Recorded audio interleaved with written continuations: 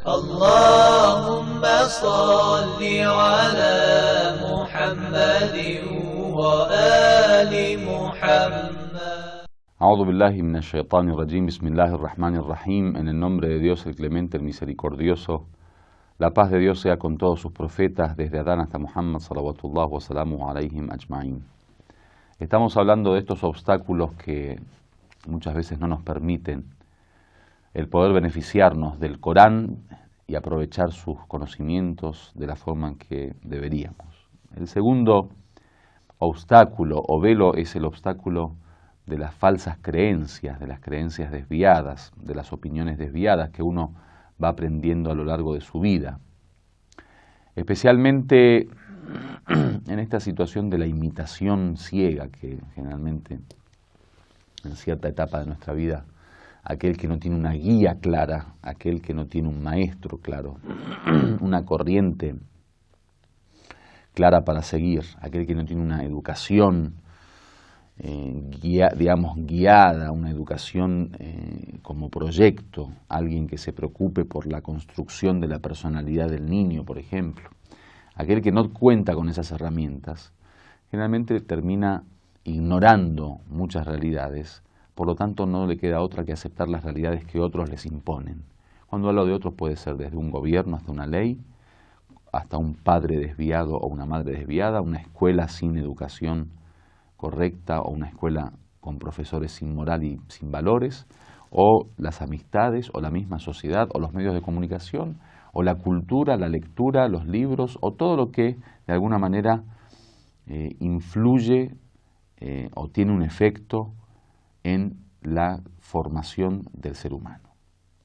Por lo tanto, esto de que el ser humano ignore una línea, digamos, específica para seguir, y esto de quedarnos con las opiniones que escuchamos o que nos imponen, como dijimos, la publicidad, los medios de comunicación, etcétera, etcétera, no nos permite, digamos, tener independencia de pensamiento, sino simplemente como los corderos seguimos el rebaño, digamos, como es guiado. Entonces, no nos queda otra que imitar ciegamente. O sea, cuando uno no tiene independencia de pensamiento, o cuando uno no es seguidor de una corriente determinada de pensamiento, lo que hace es pensar por su cuenta. Y como la gente generalmente, en su gran mayoría, digamos, no suele pensar mucho, o no suele tener tiempo para pensar.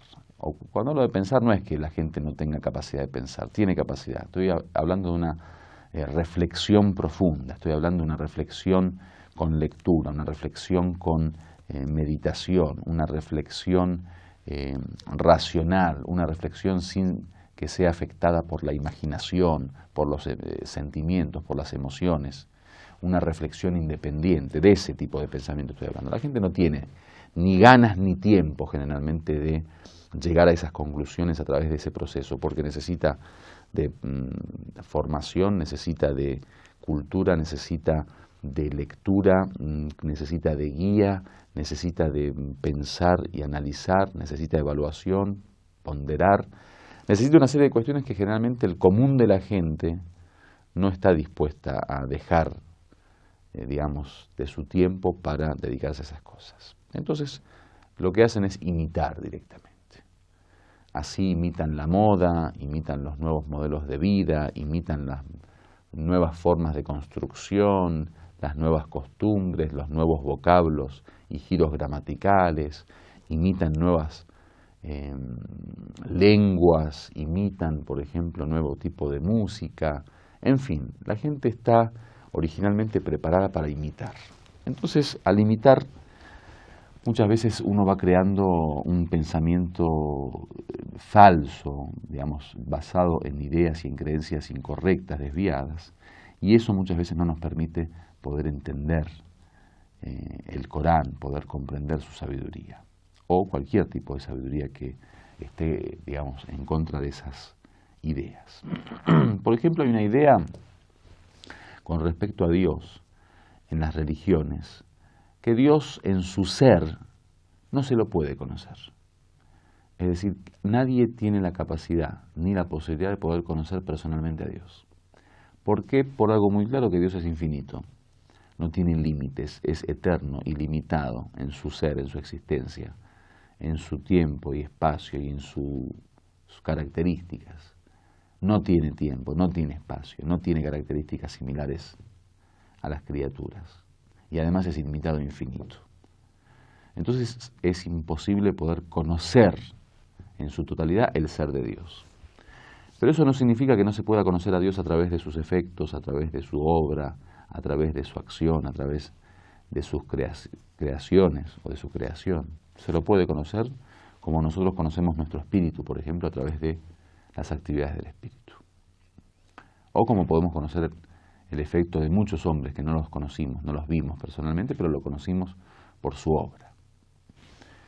Entonces, eso es una idea de que Dios no se puede conocer. Ahora, muchos creyentes, con esa idea, directamente se les quedó en la cabeza que a Dios no se lo puede conocer y directamente piensa que está cerrada la puerta del conocimiento a Dios. Entonces dice, bueno, si no podemos conocer a Dios directamente, ni nos preocupemos.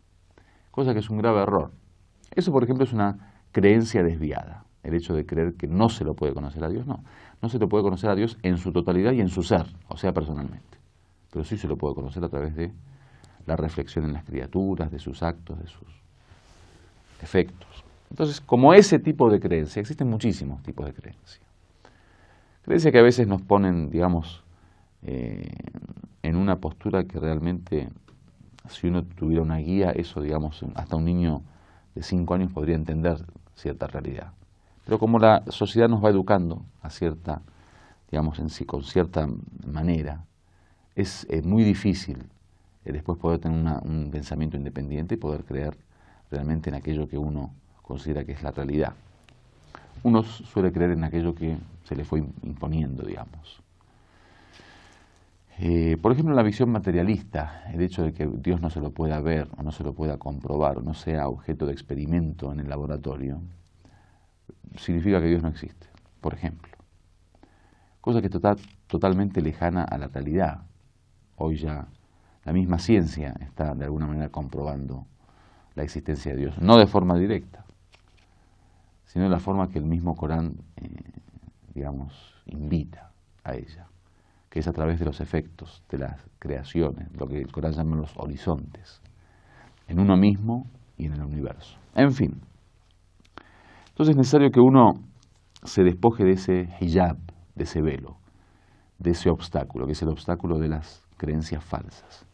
Que sepa que el Corán es el que guía y que la enseñanza del profeta y la revelación, los mensajes divinos, son el referente y el criterio de la verdad, o sea, lo que nos enseña lo que es la realidad. Todo lo demás que nos lo da la sociedad, los medios de comunicación, muchas veces hasta los padres o la escuela o la universidad, es opinión de los seres humanos, a no ser que obviamente sean guías verdaderos, o sea, que realmente hablen en nombre de la revelación, en nombre del profeta, en nombre de los profetas, de las religiones. Ese es otro punto. Entonces es necesario que la persona trate de deshacerse de este obstáculo a través de la verdadera guía. Por eso en algún momento vamos a hablar que cuando uno empieza a tratar al Corán como una fuente de conocimiento real, el Corán empieza a alimentarlo a uno y uno puede ir formando su pensamiento de tal modo que después ya su propia identidad se transforma en coránica. Alhamdulillah Rabbil Alamin.